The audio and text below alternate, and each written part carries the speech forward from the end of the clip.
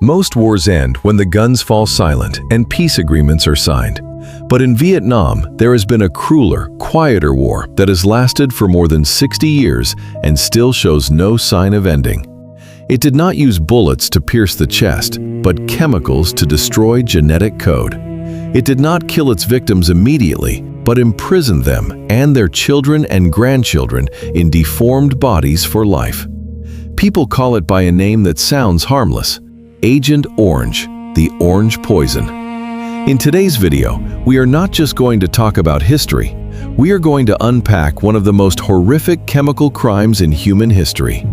From obliterated forests to peace villages filled with voiceless cries. How could a herbicide become a death sentence that spans generations? And who will be made to pay for this pain?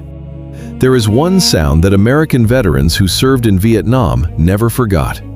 Not the sound of gunfire, not the sound of bombs. It was the buzzing of low-flying C-123 aircraft, so low that you could see the numbers on the fuselage, and the soft hissing sound when the spray nozzles beneath the belly of the plane began to operate. Then the mist appeared, milky white, suspended, heavier than air. Under the tropical sunlight, it shimmered, blue, purple, yellow, orange, as if someone were spraying giant soap bubbles over the jungle, beautiful in a strange way. Paul Reutershan, a 24-year-old American soldier, later recalled that the first time he saw the spraying planes, he did not think much of it. They told us it was herbicide, harmless to humans, only meant to destroy the forest. There were even hot days when he and his fellow soldiers stood under the spray to cool off. Reutershan returned to the United States in 1969. In 1978, at the age of 28, he died of liver and intestinal cancer. Before he died, he founded an organization and named it Agent Orange Victims International. He left behind a statement engraved on his gravestone: "I died in Vietnam, but I did not know it until I came home." But this is not Paul Reutershan's story, because Paul Reutershan at least knew he was a victim before he died. At least he was allowed to name what killed him. Millions of Vietnamese people, those who stood beneath that mist-filled sky, did not even have that.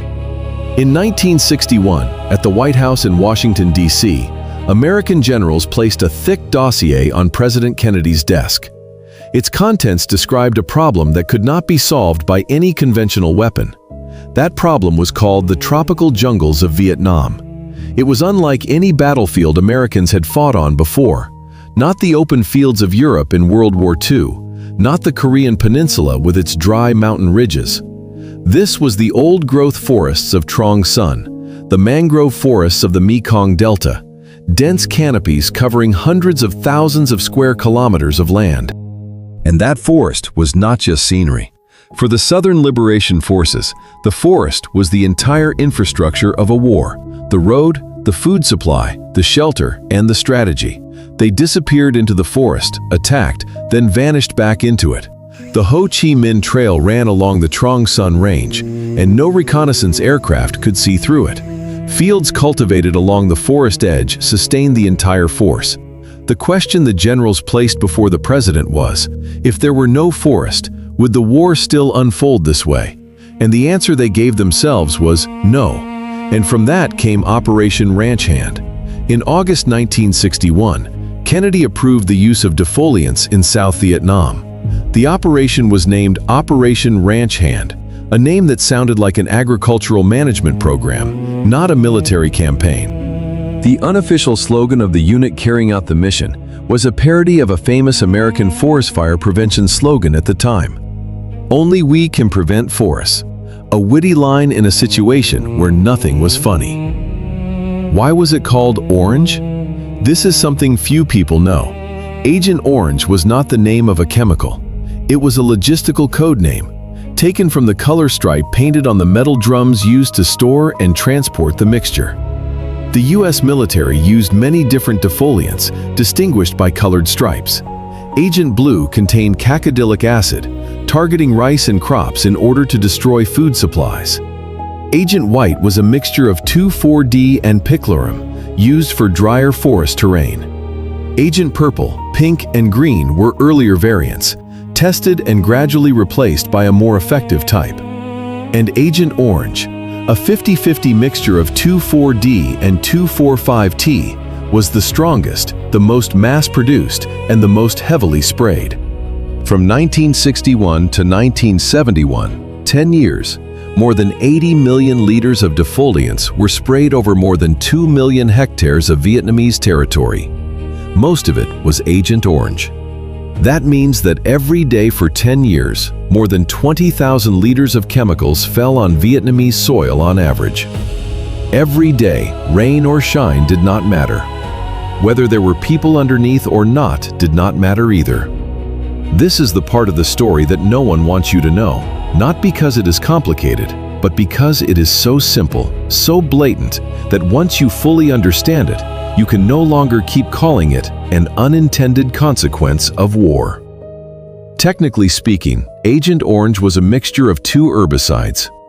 If produced properly with careful temperature control, they had relatively low toxicity for mammals. But during the production of 2,4,5-T at high temperatures, above the safe limit, in order to speed up production, a chemical side reaction occurred.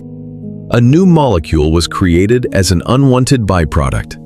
That molecule was 2,3,7,8-tetrachlorodibenzo-P-dioxin, abbreviated as TCDD, or more simply, dioxin.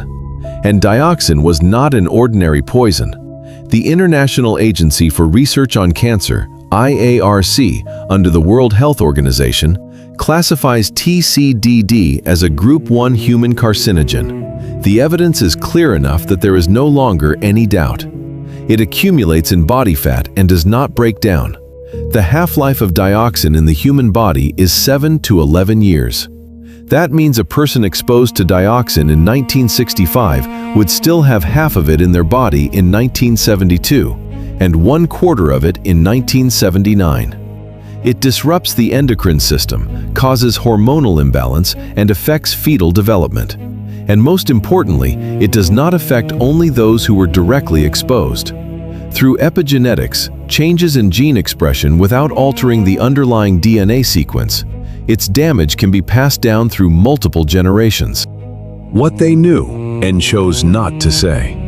This is the point where the story shifts from tragedy to crime. In 1965, 4 years after Operation Ranch Hand began and 6 years before it ended, Monsanto, one of the largest producers of Agent Orange, already had data from an internal study in hand. That study showed that 2,4,5-T contaminated with dioxin caused birth defects in laboratory animals. It was not a suspicion, not a case of more research is needed. The results were clear, systematic, and fully documented. And what did Monsanto do with those results? They did not report the true severity of it to the US government. Instead, according to declassified documents revealed in later lawsuits, the company adjusted the way the data was presented in order to conceal the causal link between dioxin and birth defects. Dow Chemical, another major producer, around that same time also had internal research showing that workers in 2,4,5-T production plants were developing chloracne, a severe skin disease that is a hallmark of heavy dioxin poisoning at abnormally high rates. They knew, both of them knew, and they kept producing, kept delivering, and kept collecting money under the contracts.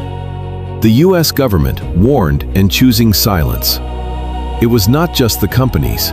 In 1969, a report by scientist Matthew Meselson, a Harvard professor, and his colleagues was presented to the Nixon administration. The report clearly concluded that 2,4,5-T caused birth defects in mice at concentrations equivalent to those used in Vietnam.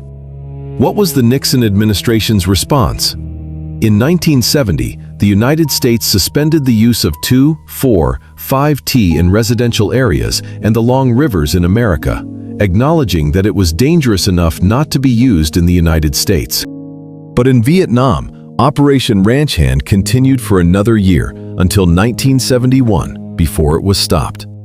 One more year, even though they already knew. If that was a mistake, it was a chosen mistake. If it was unintentional, then it was the kind of unintentional act that takes a great deal of effort to achieve. Imagine an ancient forest you love. Centuries-old trees, dense canopies shading the ground, the sounds of birds and insects, the smell of damp earth after rain. Now imagine it 3 weeks after Agent Orange was sprayed over it. No leaves left, no green left. Bare tree trunks stood like utility poles without wires, branches dry and gray beneath the tropical sky. On the ground there were no insect sounds, no birds, no visible or audible living creatures of any kind. Scientist Arthur Westing, who studied the ecological impact of Agent Orange from the 1970s onward, described heavily sprayed areas as white graveyards, white with tree skeletons, white with cracked dry soil, white with the absence of life. But more terrifying than that landscape was what could not be seen. In the soil of sprayed areas, dioxin does not evaporate and is not washed away by rain. It clings to soil particles, binds to organic matter, and there, in the darkness beneath the ground, it waits. Waiting for groundwater to pass through and carry it along. Waiting for roots to grow down and absorb it. Waiting for shrimp and fish living in that water to accumulate it in their bodies. Waiting for a farmer to eat rice grown in that soil, fish caught from that river, and drink water from that well. This is bioaccumulation. At every step in the food chain, the concentration of dioxin rises exponentially. Plants absorb a small amount. Cows eat the plants and accumulate far more. Humans eat the beef and drink the milk, accumulating even more. That is why people living near hotspots, heavily contaminated areas around former air bases, continue to be affected even decades after the war ended. They were not directly exposed to Agent Orange, but their meals, grown, caught, and raised on dioxin-contaminated land and water, were. At the molecular level, dioxin acts like an intruder into the operating system of the cell. It binds to a special receptor in the cell called AHR, aryl hydrocarbon receptor, a receptor that regulates many important biological processes, including cell division, cell differentiation, and immune response. When dioxin occupies this receptor, it changes how hundreds of genes are read and expressed. Some genes essential for normal fetal development are switched off. Some genes related to uncontrolled cell division, the precursor to cancer, are switched on. In pregnant women, dioxin crosses the placental barrier and directly affects the developing fetus, at the very moment when the most important organs are being formed. A small disruption in gene signaling at that stage can lead to permanent, irreversible deformities. And through epigenetics, these changes do not end with that generation. They can be encoded into the way important genes are expressed in the next generation, the children and grandchildren of those exposed. Peace villages and friendship villages, where history has a face. In Hanoi and Ho Chi Minh City, there are places called peace villages and friendship villages, special care centers for those bearing the most severe consequences of Agent Orange. The children there cannot be described by statistics. They can only be understood when you look straight into their eyes, if those eyes exist. Some have no arms at all. Some have no legs at all. Some have both arms and legs, but their brains cannot command them to function normally. Some sit motionless, their eyes staring into endless emptiness, in bodies whose central nervous systems cannot connect properly. Not one of those children ever stood beneath a sky where planes were spraying chemicals. Not one of them ever touched anything called Agent Orange. But their grandparents and parents stood beneath that sky, came into contact with that soil, and ate food from that land. And the invisible thing followed them, through decades, through marriages, through childbirths, finally manifesting in tiny bodies that had no fault, no guilt, and no choice. The war ended in 1975, and nearly half a century has passed. But if you take soil samples from areas around Bien Hoa Airport in Dong Nai Province, once the largest U.S. airbase in Vietnam, where millions of liters of Agent Orange were stored, transferred, and handled, you will find dioxin concentrations tens to hundreds of times higher than the World Health Organization's safe limits at some measurement points. Not just a little, not merely slightly above the threshold, but tens to hundreds of times higher. And the people living around it do not know, or they know, but have no choice except to keep living there, keep farming, and keep using well water. Da Nang Airport, the second hotspot, was treated through a US-Vietnam cooperation project that began in 2012 and completed its first phase in 2018. This is considered the greatest success in Vietnam's dioxin remediation efforts. Bien Hoa, with contamination on a much larger scale, is still in the middle of incomplete treatment, with slow progress and insufficient funding. And beyond those two hotspots, there are dozens of smaller sites that have not been fully mapped, not fully assessed, and whose true contamination levels remain uncertain. This is something you need to stop and let sink in. A child born in Vietnam today, in a family whose grandparents once lived in heavily affected areas, may carry epigenetic changes passed down from the generation directly exposed. A child born today in rural areas around untreated hotspots, where people still eat food from contaminated soil and drink from contaminated groundwater, may be accumulating dioxin in their body right now.